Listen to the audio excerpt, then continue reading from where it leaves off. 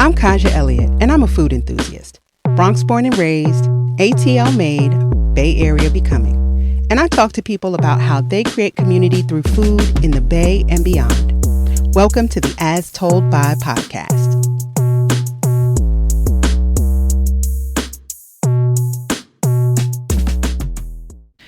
Welcome to a new episode of the As Told By podcast. I know I opened the season in Napa, but I'm back in Napa again. I can't stay out of here. I'm talking to a guest who is such a part of the Napa community. So let me go ahead and introduce him.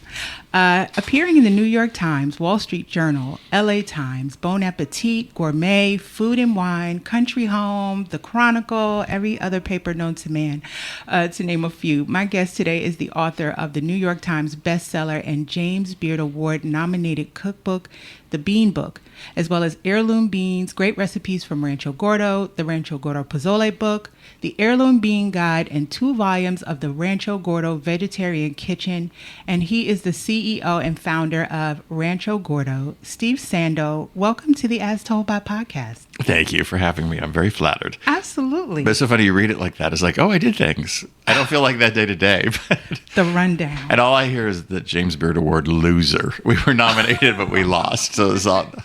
Listen. I can't accept the nominee. You know, the good thing about James Beard is you get to forever link that to your name, whether you won the award or not. So you keep those flowers. Yeah, okay. He's like, yeah, I ain't buying it. Thanks so much for having me. I'm in Bean headquarters today at your new location in downtown Napa. Yes, we moved from kind of the outlying area on Yahomie Street to Main Street. And, you know, for us, metaphorically, beans arriving on Main Street is really symbolic and literal, too. So it's very exciting to have this store here. I didn't think about that connection. Well, because we've always been such a niche, I don't know which one it is, product. Like, we're really for specialists and obsessives. And to think that it's more and more mainstream, and the buzz on beans is everywhere, but the really great beans are the heirloom beans, and that's what we're doing. And people get it, so it's exciting. You just gave me a title idea for this episode, Buzz on Beans. I like that. Beans. All right. It's yours. I grant you. Thank you. Y'all heard it here. Steve, we met organically. Like, I meet a lot of people through Instagram. My Instagram is like all food things, and I'm talking about all these things I do, and I don't even remember how we came into each other's orbit, but I was not familiar with you or the brand, and I felt like after we had an initial conversation, that next weekend I was in the Ferry building, and then I saw it everywhere, and I was like, this has been in my face the whole time. Yeah, everybody says, oh, you're getting all this great publicity now. It's like, well, we've always had it. You just haven't been paying attention. And if beans aren't on your radar, I think when you see, beans, the story on it, beans, you just gloss over them. Mm-hmm. And so I think once we're on your radar, you'll notice we get a lot of publicity and people are talking about it. Yeah. I'm like 3 or 4 years into my career in food media. And one thing that I have come to love is there's a lot of people I don't yet know. Mm-hmm. Can I tell you a funny story? Mm-hmm. I went to James Beard for the first time in 2024. And I was at the Media Awards. And I was in the bathroom. So just a side note, if you ever go to something where there's a lot of people you may want to meet, hang around the bathroom because everybody's going to come through there. And I wasn't at the bathroom social climbing, like I was legitimately in the restroom. And I'm washing my hands, and a woman comes out of the stall, and she's standing next to me. She's washing her hands. And I've never seen this woman a day in my life. And, we exchanged, at the sink pleasantries. And I went on my way. She went on hers. I go into the ceremony. It's an hour later. They're into doing the awards. And there's an award for I can't think of the name, but industry legacy, industry. And they call the woman up for the award. It's the woman from the bathroom. It's Ruth Reichel. Oh. I had no clue. So I say all of this to say it has been so much fun for me. Oh, I bet. Meeting people just in happenstance who have really interesting and large footprints in the food industry. So I'll put you in that category. Oh, thank you. I'm very flattered. You're welcome. But I'm still a novice at all this too, I feel. When I was growing up, or when I was coming of age in San Francisco in the 80s, I had this postage stamp size apartment with a Murphy bed that came out of the wall. And I had really famous dinner parties. And I used a couple of books, and they were all written by women, which is interesting. It was Diana Kennedy's The Art of Mexican Cooking, Paula Wolfert, Couscous and Other Good Food from Morocco, Julia Child, and Marcella Hazan. And so I would cook from these books. I had no money, but we had such a good time, and I really learned. And it was just so fascinating that I met all of those women. Well, not Julia Child, but Marcella Hazan. You know, we became buddies famously on the internet. We ended up growing a bean and naming it after her. Paula Wolfert lived here in Sonoma, nearby Sonoma, and we became very good friends. And then Diana Kennedy, we really became good friends, and I spent 2 weeks in Oaxaca with her and the mother of Gael Garcia Bernal, the actor, and who's Patricia Bernal, who's a famous soap opera actress. Anyway, so I got to meet all these idols one by one, and they're very human, is what I would say. Aren't we all? No, I'm not. I'm a godlike, really. But the others, though, they need some personal work. I got to look up some of these people. Look, so thanks for the names. You give me people to look up. Oh, yeah. They're good ones. You know, you referenced being a novice, so let's take this to the beginning. I feel like I know a lot about you because I've been researching you for the past 7 days.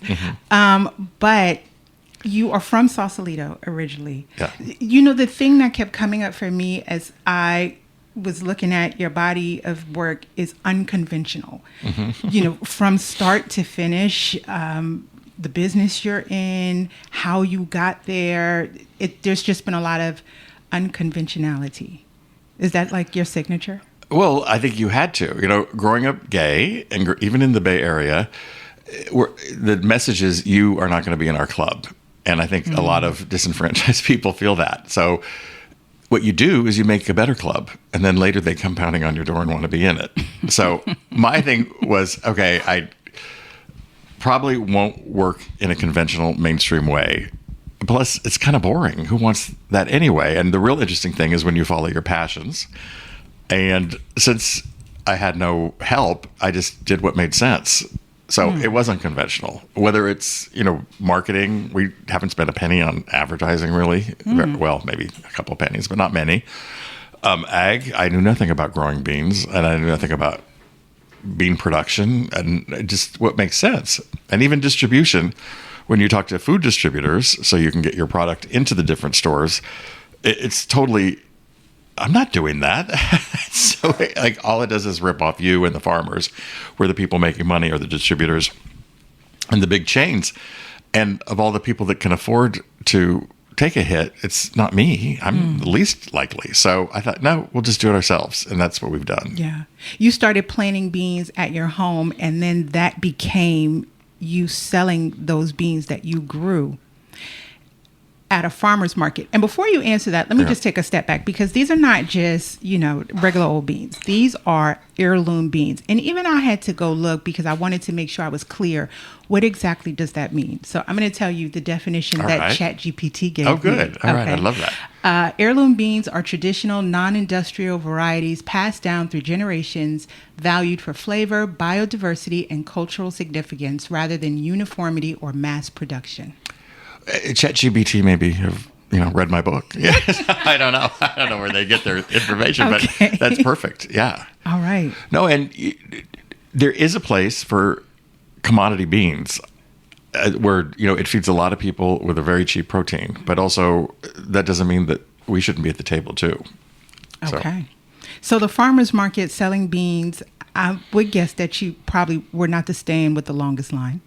No, it was very lonely. Well, I started out actually doing tomatoes, but growing tomatoes here in Napa, they really don't ripen until August and sometimes September if it's a bad year, whereas the markets start, in those days, it started in May. So I thought the first year I did the tomatoes, and the second year I thought, well, I need something to carry me through, so I'll just do beans that will carry me through until the tomatoes ripen. And then seeing people's reaction and discovering these weird varieties, I thought, oh, no, beans are the story, not the tomatoes. Everyone's doing tomatoes. And I was doing heirloom tomatoes. Yeah. And in the early days, people would say, oh, you're just saying heirloom beans to cash in on the heirloom tomato craze.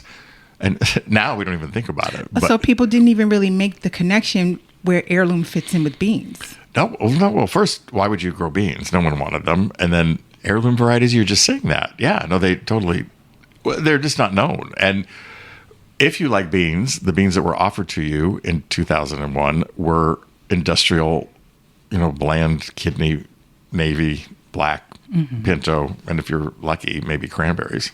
So if you're lucky. If you're lucky. And that was then. And so I always say, if my point of reference for beans were canned red kidney beans at a really mediocre salad bar at a mediocre pizzeria, I think I'd hate beans too. I've had that whole... Yeah, you can taste them right now. You can think about what that bean is. And a really bland and yet incredibly strong salad dressing. Yes. The dressing was always so strong. And bad, yeah. So I get it. Anyway. Yeah. In researching, I kind of looked at you as, I'll call it like a preserver of food culture, because there is a lot of storytelling. There is a lot of indigeneity. There's a lot of history connected to the beans you sell. When you think about what you do, and at the onset, the early days in the farmer's market, having it blow up, off the heels of Thomas Keller from the French Laundry coming through and, buying in bulk and featuring it on his menu. Do you think, okay, I want to get into this business to preserve culture and storytelling and all these things? Or were you just like, I'm the guy selling the beans? It was somewhere in between, I think. Okay. I mean, first, my goal is to impose my taste on other people. That makes me the happiest thing. It's like, my way is the right way. And let me explain to you. And, I think it harkens back to when I was younger. It's like, you can't be in the mainstream, so you have to do something kooky. But kookie's so much more interesting. And then how do you sell kooky to make a living? And it turns out you can. And we didn't talk about this, but I was 40 when I started this. So for young people that are just tortured, as I was when I was in my 20s and 30s, like, what am I going to do? My friend's a doctor. He knows exactly what he's doing. Or this person's an artist. I just was tortured. But all the jobs I had along the way led me to be able to do what I was doing. So even though it seemed like it was frustrating and there was no history, I mean, I think I used to work at Spree, the clothing company, in the early 80s. So I think I learned branding there. I moved to Italy at one point and had a radio show where I was a disc jockey and I'd play American jazz and make cocktails on the air. This was 88. Making cocktails on the air? Yeah, and I had ambient cocktail party sounds, and I'd play like Frank Sinatra and Ella Fitzgerald and pretend I was at a cocktail party. But I did it for a year and a half. It was called Mr. Lucky. But people don't know this. I'm actually a little bit shy. And what? Yes, but you have to get over it. That's just all I can say, is just get over it. Because no one's going to knock on your door and say, oh, do you want to come do a radio show in Milan called Mr. Lucky? So you have to invent it, and then you have to go out there and sell it. If you don't fit in. Now, if you know you want to be a doctor or even maybe an interior designer, you just study those things and do it. But for me, it's just, I had all these passions, and I couldn't believe, it would really upset me to think there was a rock that I hadn't turned over to find more. Like if I loved, Sarah Vaughan, and it's like, okay, she made all these albums. Oh, but look, she was with Quincy Jones at one point. Or no, look, here she's with Count Basie. It would hurt me to think that I didn't know everything. So that's the way I am. Listen, you better come on and squeeze everything out of this that you can get. I love it. And starting later, there was something I was reading recently, I can't remember, but I remember reading it and thinking how much I agreed that there's just an amount of life experience when you find your thing later on that you bring, that informs what you do, so that you do it with excellence. That if you just you're on a prescribed path, or you happen to fall into something early on, it's not that you can't be excellent, but it's just less likely. You hadn't taken enough knocks yet. Well, yes. And I think also when you get success later, you think, this isn't going to happen again. I need to milk this cow dry. It's like, hey, this is an opportunity that won't happen again. So I knew that. I understood that early as we were catching on, starting with Keller, I think. But even just in 2001, when I started, beans were really older people from the Depression who, oh, do you have Murphy beans? It's like, oh yeah, actually they're this one. Oh, that's interesting. And then they wouldn't buy them. But they were still affectionately thinking of them, but it meant poor people food and rough times. Or it was really sort of dry hippies who were used to buying the beans in the food co-op and wanted them really cheap. And it's like, so those were the customers. So you had to bridge that gap. It is. And I early on decided not to discount ever. So we actually we had one sale when we were moving, just so we could we don't go on sale. That's just, this is the price. It's fair. Deal with it. And I also thought, we're not going to go on health, and we're not going to do greenery, which are they're very green products. They're actually improve the soil rather than deplete it. They're super healthy, as we all know, but I'm not qualified. And also, I think that customer is cheap, and I didn't care about them. But it was the chefs. It's like, oh, okay, this is how we're going to go. So this was pre-influencer, but I definitely decided who was an influencer that could help. So I started with Thomas Keller. I mean, but that's some influence. Yeah. Thomas Keller will influence. And, names aside that kind of come and help get the product on the broader lexicon, this is the kind of business where you actually have to do a lot of moving and traveling to the places where these beans and these products originate. So once you knew you wanted to go forward with the business, as far as entering the market in these regions, did you already have a connection there? How did you get connected to start going into these places and building the relationships? Oh, it was super hard because I am not an ag person. And we actually went to a big school that had a bean breeding program, which is sort of the opposite of what I do. I mean, I'm not against it, but we would see the fields, and there'd be one field where they said, this field, the beans are all pure white. This field, they're all round. This is easy to harvest. And I said, well, and this is after 3 or 4 years of a bean trial. I said, well, how does that affect the flavor? And they just look like deer in headlights. In 4 years of a bean trial, they'd never cooked one single pot. So they had no idea. And that's where we're in trouble. Yeah. So, no, I didn't know anybody. And those farmers, and still we fight it, they want yield. That's the most important thing. I need this many pounds per acre. And we say, well, we'll pay more, and we can develop this over time. But it's hard because they're getting so many different messages from the U.S. government, from the state of California, from the UC system, and from the markets. So I cut them some slack, but it is hard. We're not for everybody. Just like as a product, we're not for everybody. But we had a couple of farmers that seemed to be going okay. I don't remember, but a few years ago, almonds were everywhere. Everyone the Chinese loved almonds. So we have to now rip out everything, put in almond trees, and then now we've got too many almonds, and now they're looking for the next thing. And we prefer partners that really it's a long-term strategy as opposed to this week's flavor. Hot product. Yes. Hot category. Yes. And, we stuck with it, and guess what? Now we are a hot category. It took forever. We're here now. Yes, exactly. Yeah. Well, you live here in Napa, so, talk about the broader team. And I read that, you've got a duo that you partner with that are in the region and helped you bridge a lot of those relationships with the farming community there. Well, that's in Mexico. Yes. So most of our production is in California. Oh, really? Everyone thinks we do it in Mexico, and we do it because it's cheaper. Okay. But in fact, the Central Valley, and as a native of California, I really am absolutely gung-ho with California agriculture. I think we have to do everything we can to preserve it. Yes. And beans are a great way because they're not heavy feeders. They actually, help fix nitrogen that's in the soil that would otherwise wash away. And they're pretty easy to harvest. And, they don't have a lot of labor, which is the modern way of looking at whether something's productive or not. But my holidays, I would go to Mexico and try and get beans that I could grow here. And I was working with, I would attempt to buy seed so we could grow it here in California. What I didn't understand is that was completely offensive to the smaller Mexican farms. They understood the seed is the power, and they're not going to give that up. So I have my partners, Yun and Gabrielle, and they work with the farmers there. And it's very hard because just like here, it's not for everybody. So a farmer has to trust that I'll be there the next year. And we've been doing this since 2008, so we will. We're sticking around. We've affected a lot of farms. And what happens there is we'll go to one farmer. They'll have a really unusual bean that's from the region. We'll buy it, and then we come back, and then his neighbor, and they do co-ops then. And these people are working. And there's one town in particular, we went the first time, it was all women and children. The roads were unpaved. And I'm not asking for... I didn't do this. I was part of it, I would say.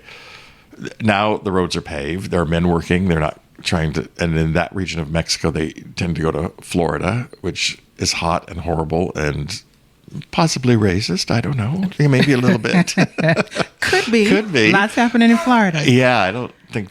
And a Mexican laborer in Florida is probably the bottom of the totem pole for many people. So these guys are staying, and it's culturally relevant, and they get such a kick that the gringos want their beans. Because also, bean growing is very regional in Mexico, so they couldn't go to, say, Guadalajara and sell their beans, because in Guadalajara they say, we don't eat these beans, we don't even want them. Beans. Yeah, we like yellow beans, and you have a different color. Whereas with us, it's like, oh God, yes, we'll try anything. Oh, a new bean. That's even more exciting than ever. So what did you feel was required of you to like get their trust, that this was not like a money grab or something where they were not going to be benefited as much as maybe you were from the deal? That's such a good question, because they're probably like, who are you and why are you here looking at these beans? I have a healthy ego, and I'm sort of an NPR liberal in so many ways. And it's like, oh, I want to go down and be friends. And they're like, yeah, we've seen this movie, A Fat Gringo and Us, and who's going to come out ahead? It's not us. And I was, at first so hurt, but then it's like, oh gosh, I get it. This is totally true. So Gabrielle, who's darker and more indigenous, goes in first. Then Yunuen, who's from Mexico City, will go in. And then after everything's established, then I go in. And because you look at groups, I don't want to single anyone out, but they'll say, oh, it's the year of the bean. So they'll go to these farms and say, you're white hot. We're going to do everything we can to promote you. And then they're gone the next year. And it's like, now it's the year of chia or the year of kumquats. I don't know, but they mean well, but I don't think the year of things really are that interesting to me. I think go in there and roll up your sleeves and, loan the money when the crops fail, help promote their product. And that's what we do. And I just think it's much more interesting. Yeah. I mean, a year isn't even a year or two, because I would think, seasonally speaking, correct me if I'm wrong, most crops take a full year to cycle through. So if you're just in it because it's a hot category for a year, like you don't even get to see the evolution or the scale of a crop when it's a really good crop versus just okay, and understanding the nuances and the difference and the factors, right, between what's great and what's just average. So if you're in and out, can you get something? Sure. Can you get a real true representation of the category? Probably not. No. Yeah.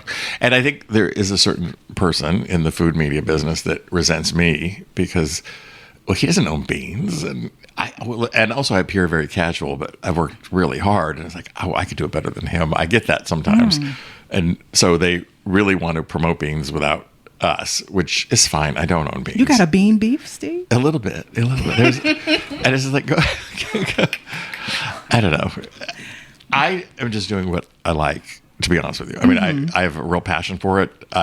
It's just what interests me. Yeah. And that's just what I'm going to do. I'm not going to worry too much about other stuff. No. And you're doing it well. With the travel, when I was reading about the evolution and the footprint of the brand abroad, it kind of like conjured up for me, like I've spent so much time over the years watching like Rick Bayless, wandering through all the markets in all of these different regions of Mexico, Joanne Weir, abroad.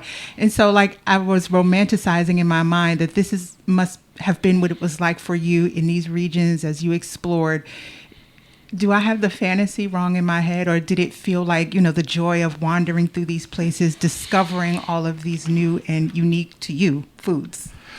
Well, as you get more successful, your responsibilities change, I'll say. Okay. There was a period where I would go down 4 or 5 times a year, and I'd fly into Mexico City. Yunuen and Gabrielle would pick me up in their pickup, and we'd just go somewhere and go discovering stuff. And it felt naive now. People weren't going to Mexico at that point. Do you remember there was a swine flu or something, and they said ground zero was Mexico City, and people were not going to Mexico. Okay. And they were afraid of it, and it was all cartels, and the taxi drivers are going to rob you. So that was my best time because no one was there but me. And I don't need to be the only gringo in the room, but I don't mind if I am, because and my friends are Mexican, as opposed to I don't go down with a group of my friends and enjoy Mexico. I really want to be with Mexicans. So for me, that was really fun. And it still is, but there's a little, I don't know, am I a gatekeeper? Because it's changing so fast. Everyone's going to Mexico City and it has a great time, and Mexico is always, oh, it's my secret that I've discovered. And just like the beans, it's been there for a long time. Yeah. You just haven't been paying attention. People are moving to Mexico City. Yeah. Americans are moving to Mexico City in droves. And good for them. I hope they learn Spanish would be the first thing I would say. And also, I feel here I have to fight and stay. I can't run away from what we're up against right now. It really upsets me. So I feel I have an obligation. So, and I'm not saying these people do it, but there is a certain kind of person. It's like, you just want to say, look, because of the way you voted and your inaction, we've screwed up this country. Now you're going to go and screw up another one and insist that they be on time, or that, they speak in English, or that you have access to your cappuccinos the way you like.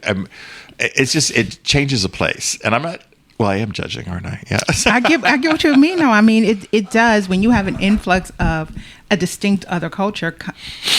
I don't want to say coming in, because even if you come to be a part of a culture and you don't come to enforce your culture, you do just bring your likes, your dislikes, your ways of operating. And that does start to slowly permeate another culture. Yeah, no. If there's enough of you there.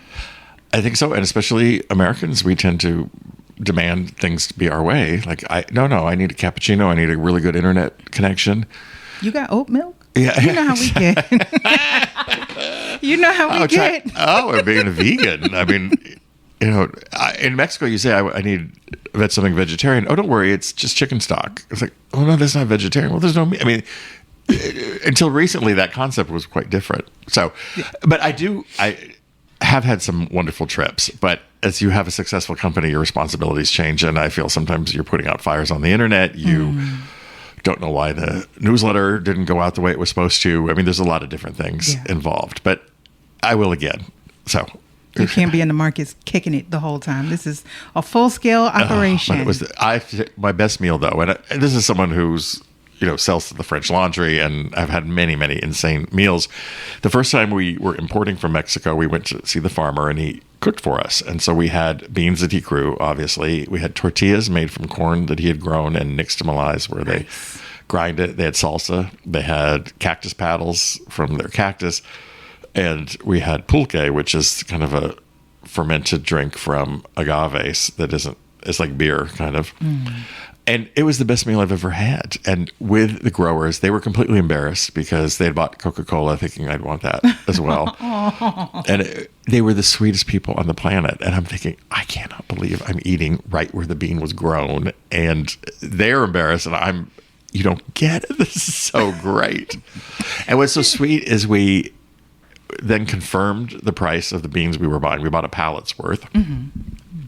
And so we just want to confirm the price. And the farmer was there with the calculator, and his hands were shaking, and he had to hand it to his daughter because he couldn't believe how much money he was going to make on one fell thing. And he went over to the corner and he was crying, and it was the sweetest thing. And it's like, so it took so little to change this. And I used to think, okay, what if we could do a lot of little things in Mexico? Wouldn't that be great? And make a big change. Oh, and this is how we met, actually, because so that's what we call that the Rancho Gordo Shashak project. So why am I able to do that there and not here? And I think you had posted something about black food production. Yes. And I was saying, okay, this is embarrassing. We're doing so well in Mexico. In my own backyard, it's something I haven't ever dealt with. And the black farmers I've dealt with mostly we've been dealt so dirty for so long. We're just about taking care of our own and growing food for ourselves and being self-sufficient. And my dream of growing enough to be successful and spreading the word, it wasn't their dream. So at that point, and those were the specific farmers I'd met. So I just had a situation where I went to Charlotte, North Carolina, and the Catawba Nation is there, and it's not a healthy, happy situation. It's okay, but they've just rediscovered some corn. They also have special reeds where they grow their own, that they collect from the banks of the river, and they were making baskets. And I said, you won't believe this, but if we could sell a pound of your corn in a basket you wove, we could get $75. And they're just like, what are you just, they're not allowed to dream that big. And as an outsider, and this might be white privilege too, it's like, no, come on, we could figure this out. But it's not just, you just don't go in there, do a fun project and then leave. Right. It's just really a sense of commitment. Yeah. So and just like, it's not for everybody, even it's not for every grower. But I think the best, and I say this as a Black woman, I think the best white privilege is the kind you use to kick a door open for somebody else that either they couldn't have opened or would have took them twice as long. Or didn't even know existed. Or didn't even know existed. Yeah. No, I think so too. And I think I grew up, we always say not poor but broke, but we were poor. But somewhere it was instilled in me, it's like, you can do whatever you want. You can do this. And it's the same thing. Growing up gay, I can't be this way, but you know what? I can do whatever I want, really, and actually do something better and much more interesting than action movies or something. Anyway, whatever it is. Curate the space you want to see. Exactly. There you go. Well, we talked a bit about the business, but let's bring it to the beans. I will tell you that for the most part, I always thought of beans like a carrier for something else. I won't compare beans to tofu, but the way people talk about, tofu will just take on the flavor of whatever you have. But you really are focusing on beans as the star, not a vehicle for these other things you bring in to flavor them. And I thought about that as I was researching, because you seem to really advocate for letting the beans stand alone. I typically have had beans. First of all, I realized in doing this, I like beans, but I just don't really be studying beans like that. Like, I'm just not making them that way. I definitely will make beans for New Year's Eve. But they always got, like, my family's from the South. They got a gang of meat in them. Smoked turkey, smoked ham hock, all the things, right? And then the bean is just up in there. But would I ever just make, or, baked beans, if you go into the cookout, and if I have a lot of time, I could do those from scratch. But usually it's just like plain beans, and then you make the sauce and you amp it up.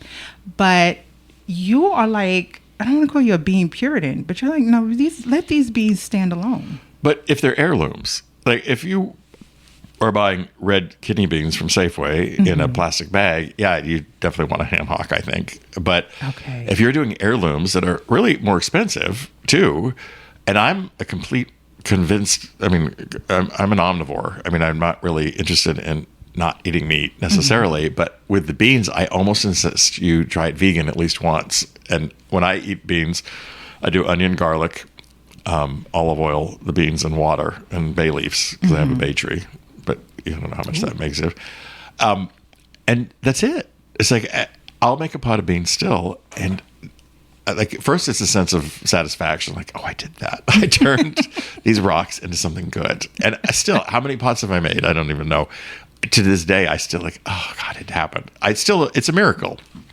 But then the bean broth, or the pot liquor, or the caldo, they say in Mexico, is like free soup. And if you take a third chicken stock, a third bean broth, and a third pureed tomatoes, you actually have the base for any soup you want now. You could put a ton of meat in it if you wanted, but if you could put all those vegetables that are starting to go in the refrigerator, you can squeeze lime. It's an amazing thing. And I'm not giving up meat, but I really would love if everyone tried our beans, or at least heirloom beans, vegan the first time. Okay. And I've heard something about a specialty oregano. I'm hoping I can find it downstairs in the store that really amps it up. Well, I think so. But when the Spanish went to Mexico, anything green they called oregano. So even if it wasn't oregano, it's just called oregano. So there's probably 15 varieties of Mexican oregano, and none of them are true oreganos, like European oregano. They're close. But oregano tends to be a great plant because when it's stressed, it sends oil to the plant to calm it, and when there's no water. And that's why they all have this incredible. That's why you should stress your herbs when you grow them too, because it just sends a message. You need this oil, and it's healing. Know this. Yeah, no, it's a great thing. Okay. Yeah, so it's delicious. And so this is oregano Indio, and it's from the Huasteca region, and that's a great example of things that who knew. They were a cooperative. They really had a lot of troubles. They figured out if we're a cooperative, we can beat the coyotes and we can try and do something good. So they took the oregano to Mexico City to try and sell. And in Mexico City, they didn't have any interest in it. We took it to Keller, and he bought 5 pounds of it per se in New York.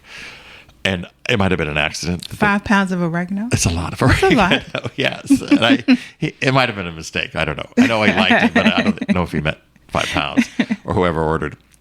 Word got back to Mexico City, those chefs, and all of a sudden every chef in Mexico City wants oregano indio from this collective. So it's a wonderful story. Okay. It put it, not on the map at all, but it just kind of reintroduced, hey, we got something here that, people really love.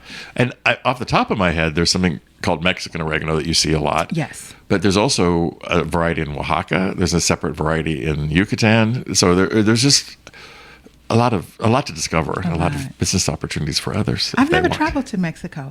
I can't believe that. I've lived in California. This is going to be 12 years.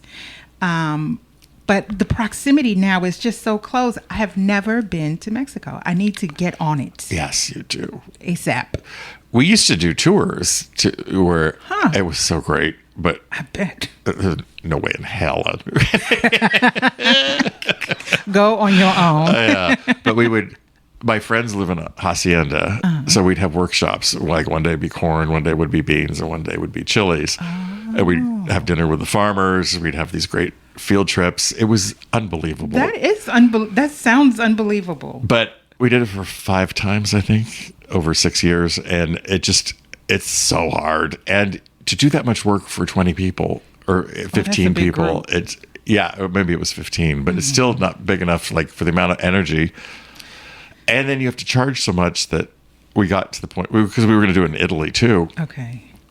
But I thought anybody who could afford that, I don't really want to travel with. I'd rather travel with people who can't afford that much. Yeah. So we stopped. Okay. And I got other things to do. But you can go on your own. I'm sure and you should. Yeah. Get on the internet today and, make yourself up a really lovely itinerary and have at it. Well, especially here, you could just go down to San Diego, and the Baja's is incredible now, especially if you love food. And it's a real good balance, I think, between having a great party and Mexican culture and sort of the modern way. Like, I think if you go to a coastal resort town, you're going to get a completely gringoized version of Mexico. I mean, you don't have to travel far to get into real Mexico, but it's just easier to stay at the resort and have drinks and get a tan or whatever. But really, if you go to Baja, I think you could do everything. It's a great place. Get the best of both worlds. Yeah, let's not tell too many people though, because we don't want to ruin it. We don't want everybody up in there. We're sitting here in the new store. Well, we're sitting here in your office, but just downstairs is the store. And the first time I was here, it was some weeks back, but the first time I was here, the first thing that struck me was the visual beauty of the array of all of the different beans. Honestly, this tells you a lot about where I'm at in my life. I was like, first of all, shout out to my friend Estacia. She's under Heart and Soul, SOL, Heart and Soul Nails on Instagram. She's the best nail artist I have ever met, and she can recreate any texture, painting, artwork, anything you bring her. She can interpret it with preciseness onto your nails. And I was like, oh, this is a nail set. Like, I could get my nails done in all these different bean varieties. That was the first thing I thought when I saw them. Your staff is so knowledgeable, right? And they really can get in the aisles with you and help you nerd out on what these things are. So when people come here to shop, yes, visually they will be struck, but what is it that you all are trying to arm them with so that they're making some level of an informed decision as they're going around purchasing? Well, it's hard because everyone comes for something different. Like, my joy is the bean nerd who wants to argue, if you're making a French cassoulet, do you use cocoa beans or the Tarbay beans? I mean, that makes me really happy. But a lot of people who come in here is like, oh, why would I even cook beans? I'm not even sure, but this store's sort of intriguing. So the staff has to be versed from a whisper to a scream, really. And they're good. I like that term. Versed from a whisper to a scream. And we have really long-term staff members, so they really know their stuff. And a lot of the retail people also work customer service. So we also carry our own account. So we're about 70% internet sales is where the company is. So there's a lot of customer service issues. And rather than farm it out, we have staff. and they also work in retail, so that everybody does a little bit of everything. So they can trace a package, but also help you make a chicken soup from Croatia that you think you want. Multi-talented. They are. They're they a layered really group. are, and they have to know how to cook beans because people come in completely confused. Yeah. And they have to have an excitement. There was a quote that I found. You were interviewed back in 2018 for The New Yorker. And it was a quote that I thought was so interesting. It says, "Beans are the middle child of American cooking, the food we forget we love." Oh, and I'm so like, great. oh, so the staff is here to like help you remember, no, you really like that thing. And I'm going to help you upgrade the way you are accustomed to liking that thing. That's so true. That is good. Yeah. Well, there's also the customer, which would be more like me, is like, just leave me alone. I just want to look at the labels and do not bother me. So they're really good at reading the room, is what I would say. So if you just want to come and read the descriptions, or you want someone to hold your hand, they're good at all that stuff. Yeah. But it was very important for me to, because I feel like I'm a product of the area. So we need jobs here. So it's not altruistic. I just think it's smart to have jobs of customer service, of the people that represent you, the people that are the first connection to your company need to be great. And if they are invested in you and actually work here, that's even better.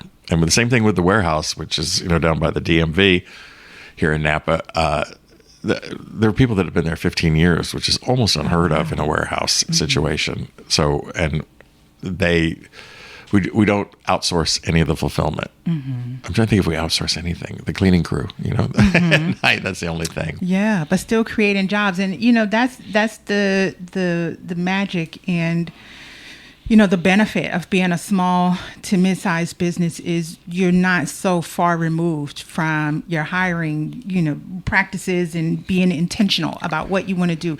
This is, particularly with the kind of business you have, this is an interestingly trying time, I'm sure, for this business, given the things that are going on politically. We are aware, and if you're not aware, here's the awareness of the recent lawsuit filing from Bean and Burlap and Barrel, which they're a single origin spice company. And I want to read this because I want to make sure I get it correctly, because they have a similar model to yours, just in the spice category. And they recently filed suit against the Trump administration through the U.S. Court of International Trade under Section 122 of the Trade Act of 1974. They partner with the Liberty Justice Center, but essentially they are fighting this policy that attempts to take a second pass at this tariff situation that has now applied this 10% tariff on international goods, global goods. So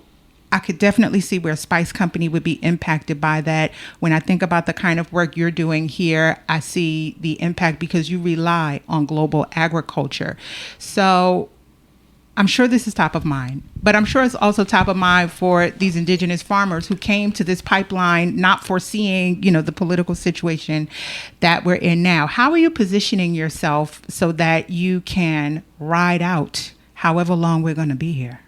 Well, we're lucky in that beans were part of the original NAFTA agreement.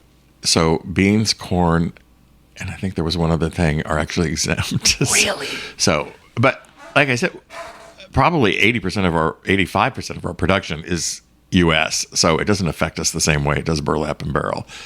And the rest, now, the lime squeezers, the bean mashers, those things will have a tariff that, but if I can get on my soapbox. Get on it. The tariffs are to encourage production in the U.S. So, like when I worked at Esprit with clothing, the tariffs were to encourage clothing production, and so that it wasn't cheaper to go abroad, and the money went into developing factories so people could sew. I mean, it didn't end up working because big business corporate got it so strong. But to me, if they're going to charge a tariff on cinnamon, you need to take that money and do cinnamon production in the U.S., which is silly. It's not going to happen. So it's very upsetting. And, from a business model, this is where I always thought the business community would rise up and put some controls on this thing. It takes a year to plan this stuff. And now, on a whim, because of a tantrum.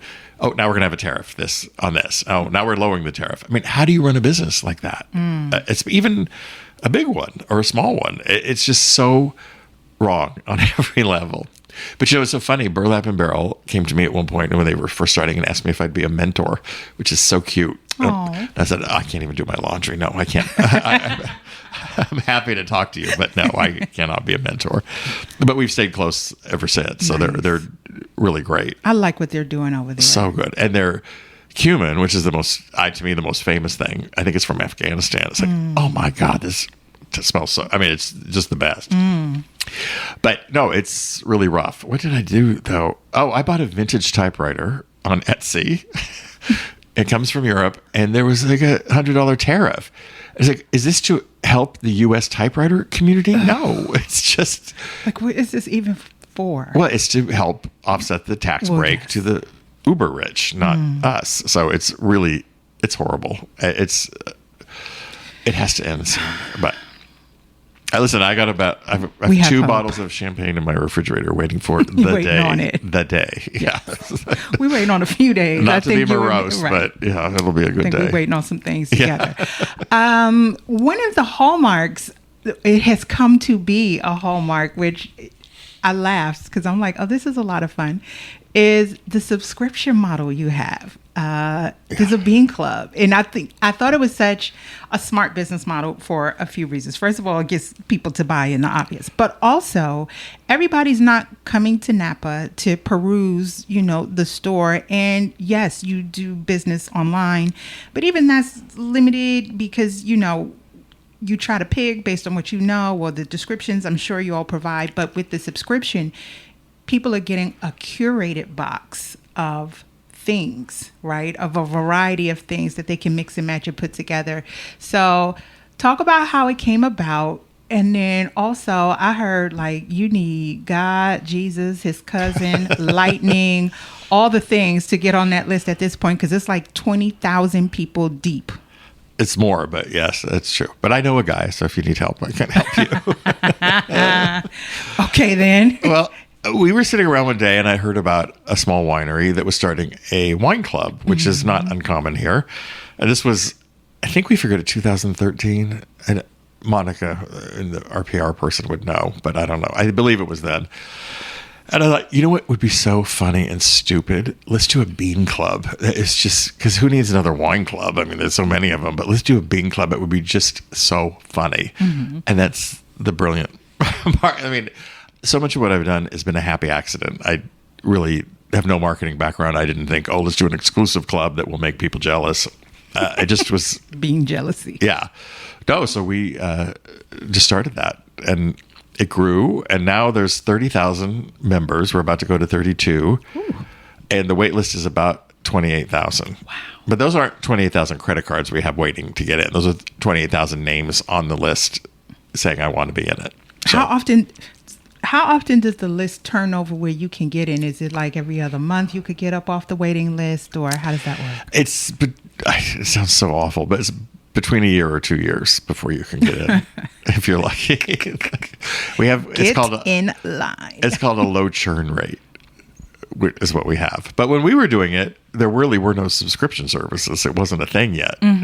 So we were with everything. I've been really lucky. I'm just slightly ahead of the curve. Yeah. So we did it out of love. We thought, this would be fun. It wasn't like, you know what we can do is we can make people really exclusive and moves you might want. I'm in a bean club. But I also love with the staff downstairs in the store. I say, what are these customers going to tell their friends tonight at dinner? Like, I do want to be like, you won't. The happiest I would be is like, I went to the store. It's nothing but beans. Is that the most insane thing you've ever heard? That makes me super happy. Yeah. What? I tasted wine in Napa. I've seen that movie a couple times. Yeah. So, no, we had beans. It's so funny. Did you know there were this many beans? And did you know? So that's the other thing the staff has to do is make me happy is tell that story. And you get the clout. If you are in, the club, if you made it in, you got bean clout. But that's a flex. If you are in the bean club, that is a flex. It is, but honestly, we have so many beans. You could just go to the website and choose two. But I think it's the fun, the It is fun. gamification of getting in. they get a special newsletter, and we do some events. Like when I was in Charlotte, we did a couple of. The restaurant is called Curating, and it's a great Spanish restaurant in Asheville, North Carolina. And we said we want to do a bean club dinner, and they said, "Oh, sure, we'll set aside 20 spaces for you." And I'm like, "Oh, you don't get it. It's sweet." So they took over a whole section of the restaurant, and it sold out in an hour. They said, "Oh, would you do another night?" So we had to do 2 nights to do it.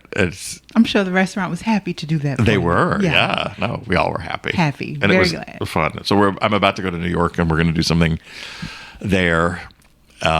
But for our 25th anniversary, there's a local chef, Sarah Scott, she's Southern, from Atlanta, and she was the chef at Mondavi during the 80s. So she really, as far as I'm concerned, really defined what wine country cooking is. Okay. She's the godmother of all that. So anyway, she's going to do a 25th anniversary dinner for us somewhere in Napa. We think with a winery, or maybe, well, I don't know. There's a couple of options. I love that winery.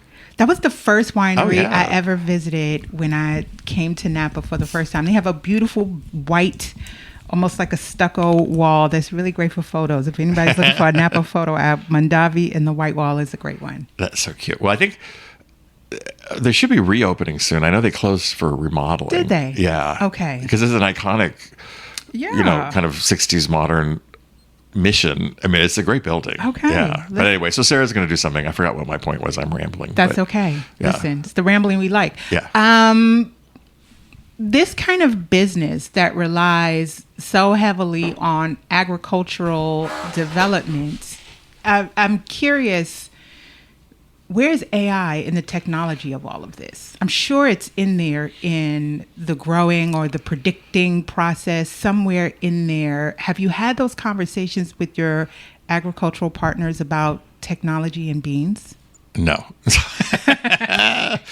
we're pretty acoustic, I say. No, we haven't. I look at it and I think, how could it help us? And I still don't get it. So I did have a photograph of me, and I sent it to AI, and I said, give me a crown of bean flowers and put it in the style of Caravaggio. Let's just see. And it actually came out great. So. This is what the technology is being used for right now. It is, completely. I think weather patterns are so weird, and the farmers are sort of stewards. They are stewards of their own land, and I'd feel not cool telling them to use AI in order to do it. Yeah. But beans luckily want to grow.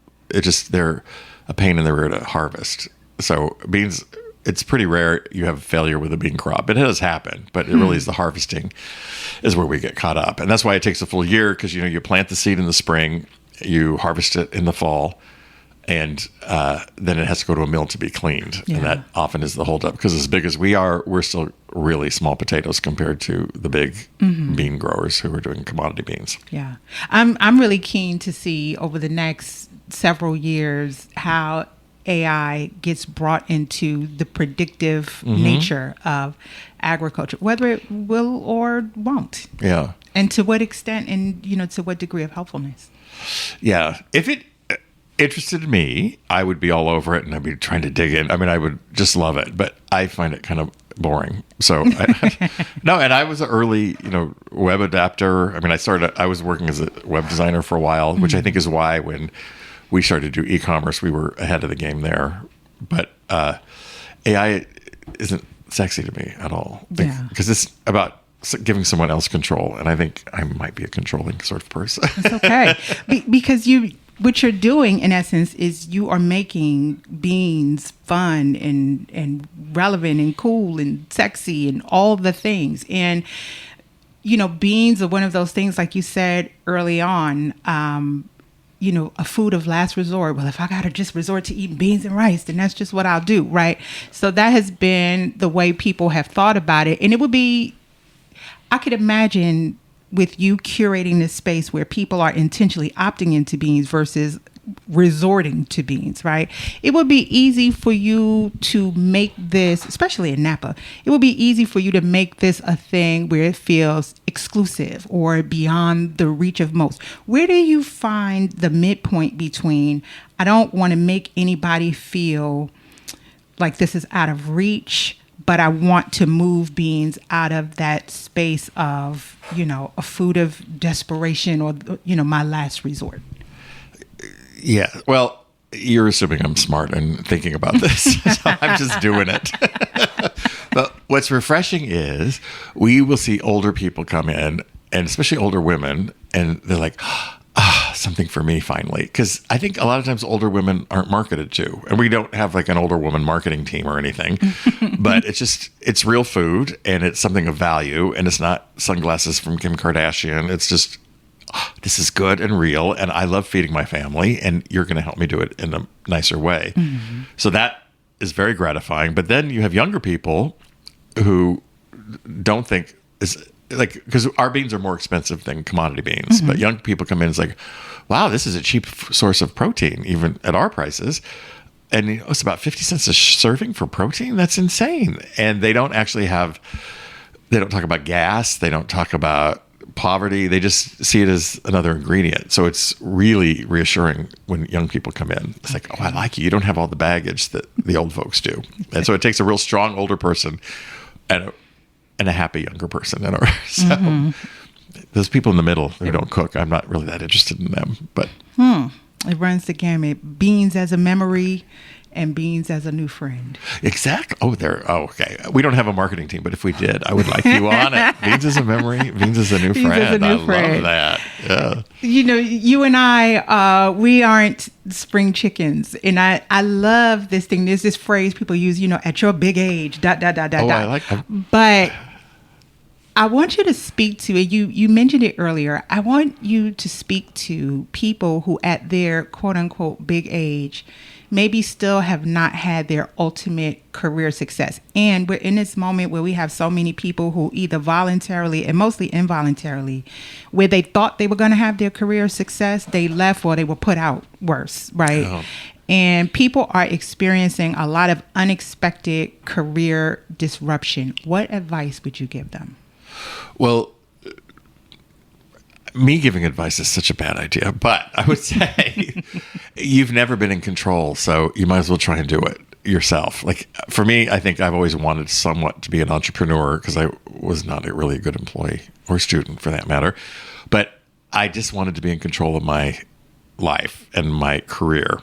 And I think the future is more entrepreneurial. I think the idea of working for an IBM and retiring and getting a watch I think it's all over. I think it's being rewritten.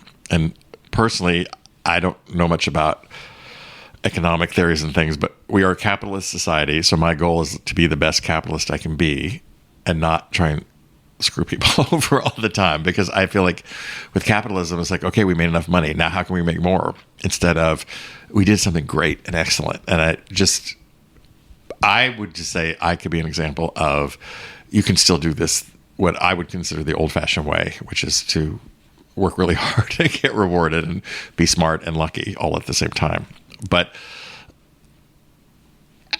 if other people are shy and think, well, I could never do this, like I said, no one is going to knock at your door and say, do you want to do a radio show in Milan? You have to go out there and invent it if it's not existing, the career or what you want. So just write your own script is what I would say. And it's easy to say, but you don't have to do it tomorrow. And sometimes for me, it took 25 years to get to this point, but I had a great time along the way. And you had good beans along the way. Oh, I ate really well. Yeah. No. That counts. Yeah. No. And I don't have tons of regrets, but if I look back when I was younger, I wish I was less concerned with what other people thought of me, whether it was romantically or career or whatever, and just follow every little passion that you might have, and you never know where it's going to lead you. So I, love fountain pens, and now actually I have fountain pens that are worth something I can resell. I was like, oh, because who knew that was going to do it? But I didn't do it because fountain pens were hot. I just always loved fountain pens, and going to stationery stores was something. Yeah. Same thing with music. I used to be obsessed. Like, I would be so broke that I couldn't make the rent. So I remember thinking, well, I can't make the rent. I might as well go to Tower Records and get some more CDs. Oh, remember Tower Records? So I was very irresponsible. So don't be irresponsible. But if you are, do it because you're passionate, not because you want the latest something. I don't know. Move from your passion. Yeah, I would say that. And if you're lucky, you can land on your feet, which All right. you probably will. That's a mic drop. All right. This has been so much fun. Tell people where they can find out more about the Rancho Gordo story. Well, mostly we do ranchogordo.com. One word is our website, and it's got everything. But we have our store here in Napa. We also have a wholesale team that sells across the country. We carry our own accounts. We don't really use distributors. So those stores are really special that we're carrying. And there's a thing on the website where you can put in your zip code to find out who near you has it. But it make me super happy if you can come to our store in Napa now. And it's a historic store. It opened as a butcher for a Chinese family in 1939, and then it became a general store, then a hardware store, and then in the 70s, the Shackford family got it and turned it into a kitchen supply store. So many people know it as Shackford's Kitchen Supply, and including me. I mean, I used to come here. You come in for an O-ring in your espresso machine and come out with a cake decorating kit. Like, I don't even eat cake, but it was such great stuff. And Mr. Shackford and his staff were wonderful. So when it was sitting, I'm rambling again, but it was sitting empty for almost 2 years, I think. And I thought I really wouldn't this be great to do this?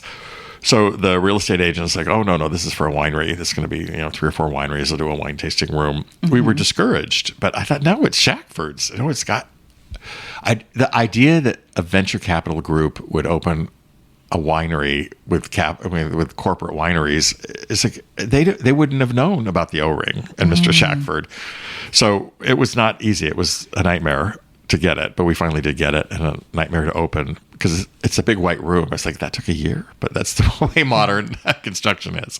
Okay. But we had our big opening party last week, and Mr. Shackford was here. Oh, and there was one point, Alexis Baking Company was down on the other side of downtown, and it was really one of the hipper places to go throughout the 80s and 90s and beyond.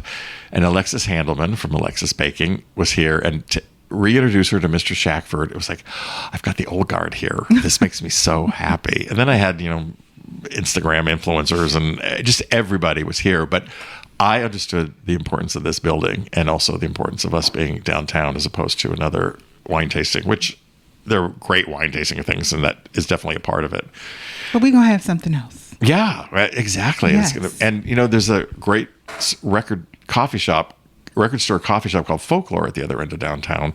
And so we're actually, in my head, which no one thinks this way but me probably, but it's like downtown is now anchored by 2 independent, smaller businesses that are not corporate. They're not a Subway franchise. I mean, God bless. I mean, those things are well represented. So, they got their own place. Exactly. But now we've got 2 really interesting places and a reason to walk through the entire downtown, I think. Well, listen, it's spring. The weather is about to jump off.